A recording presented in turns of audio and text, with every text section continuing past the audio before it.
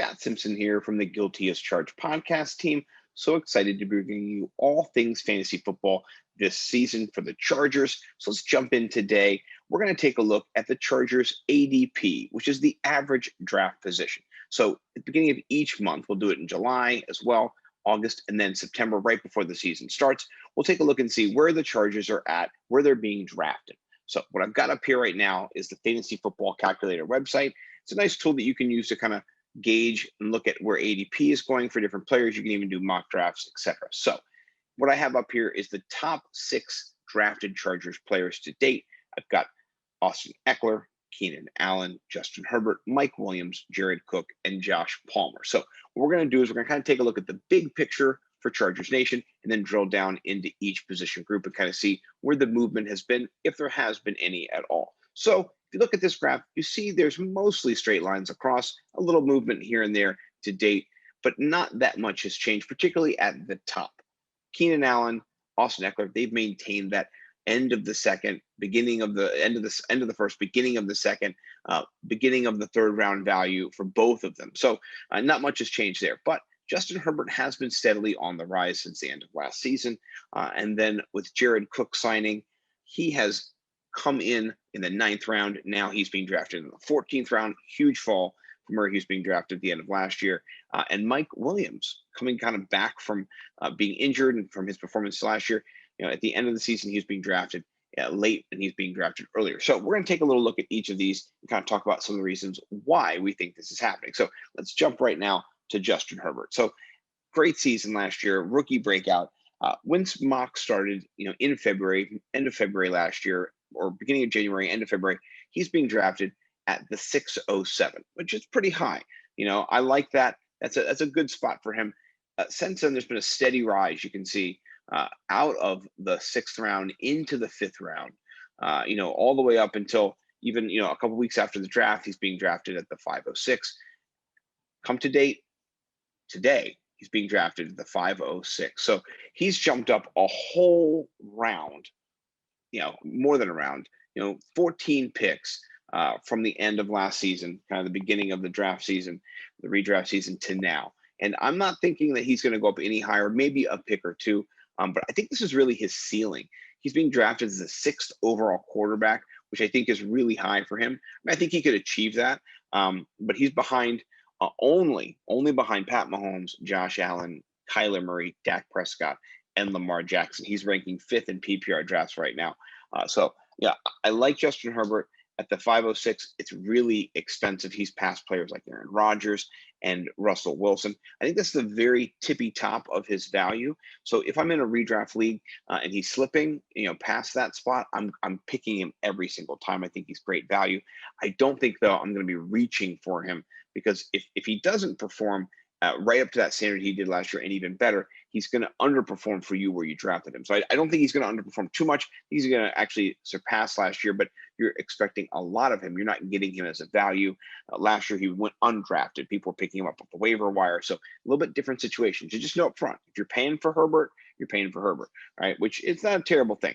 All right, let's take a look over now at the ADP for the running backs.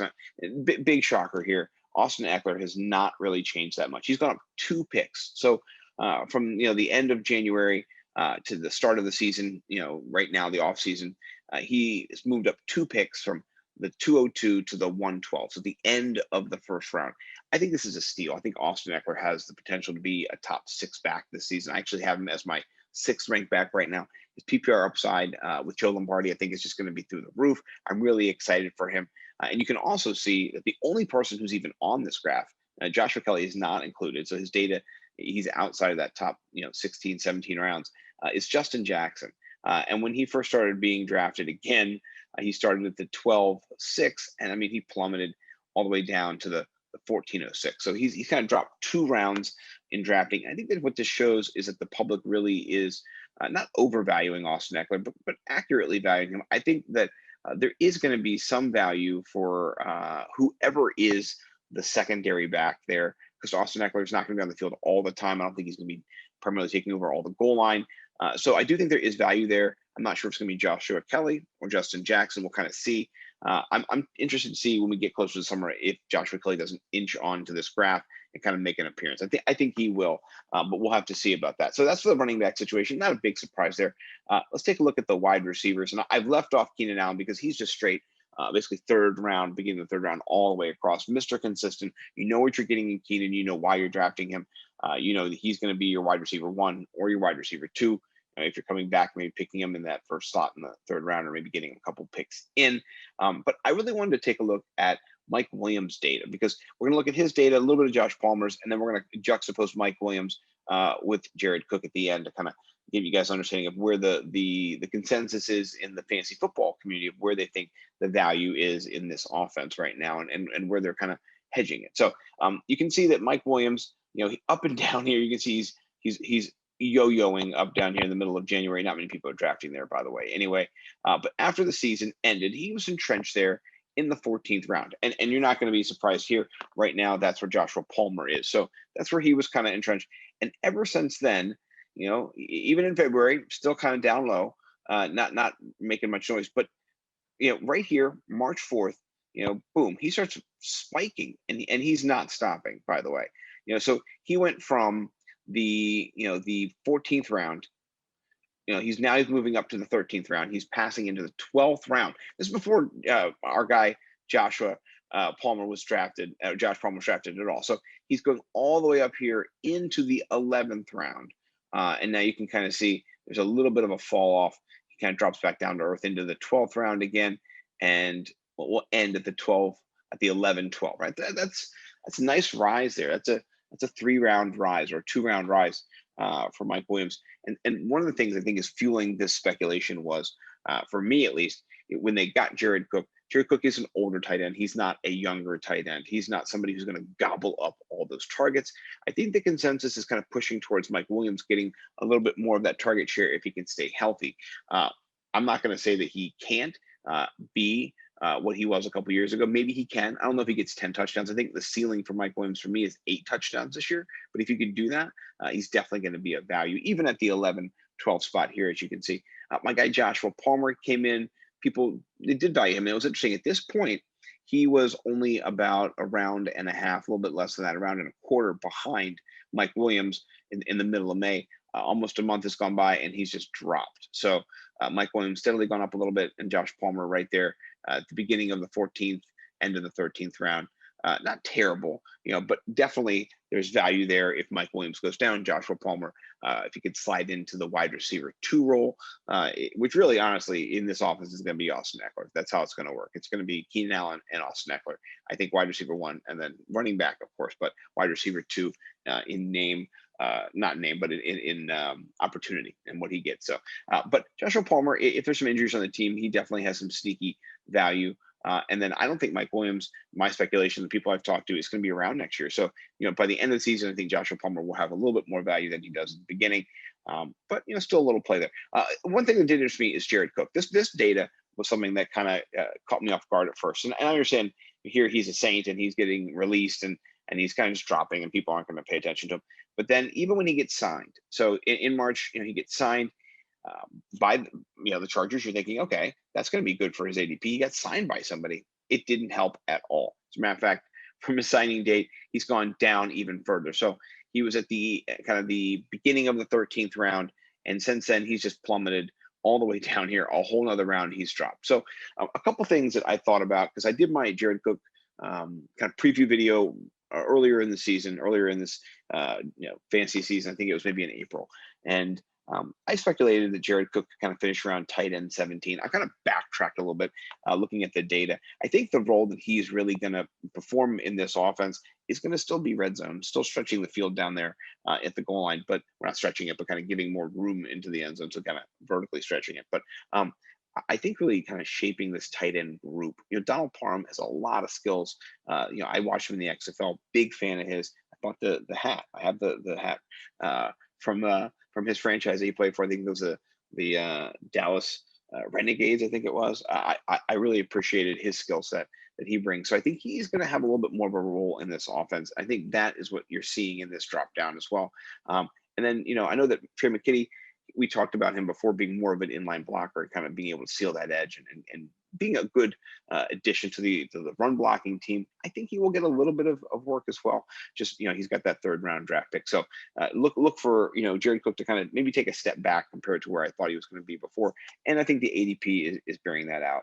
But this is one thing I thought was interesting too. When you looked at the Mike Williams, Jared Cook kind of ADP, you can just see where the thought process is going. When Jared Cook was signed, it increased Mike Williams' value, which I mean I like that. I like the thought on that.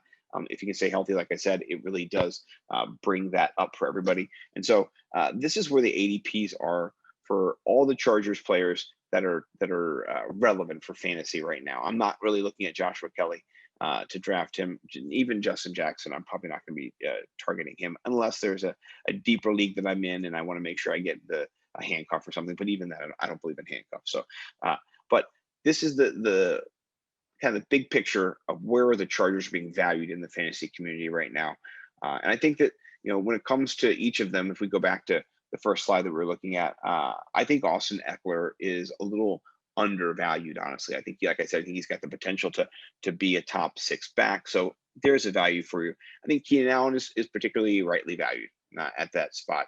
I think he's been able to show the last couple of years that he is going to be consistent. He's not going to be the red zone threat necessarily, but he's going to be the possession receiver. He's going to be getting those catches for first downs. And so I really do like him this year, particularly having a second year with Justin Herbert. So those two are sound. And speaking of Herbert, he's being kind of drafted at the apex, I think, of his value, which is indicative of what happens the year before. People think they're going to be able to increase a little bit, and really hard to go up from, being the 7th ranked quarterback or the 9th ranked quarterback. So really did a great job last year. Mike Williams is still a value, even though his value has risen, or his value is kind of not risen. His price has risen. So people are assessing his value. So I guess his value has risen as well.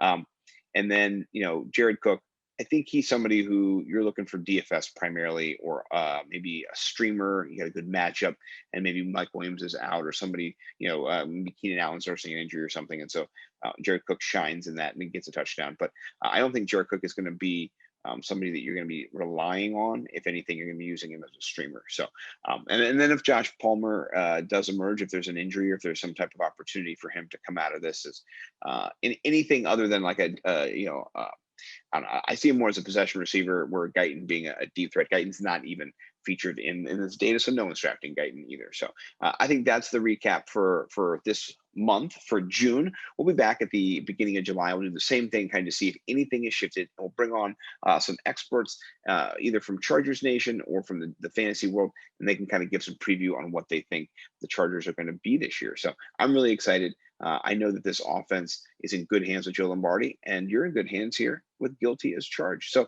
please do continue to check me out. I'm Scott Simpson, Nimble W Numbers on Twitter. Got a great crew over there at Guilty as Charged. We'll be back next week with another episode. See you guys. Peace.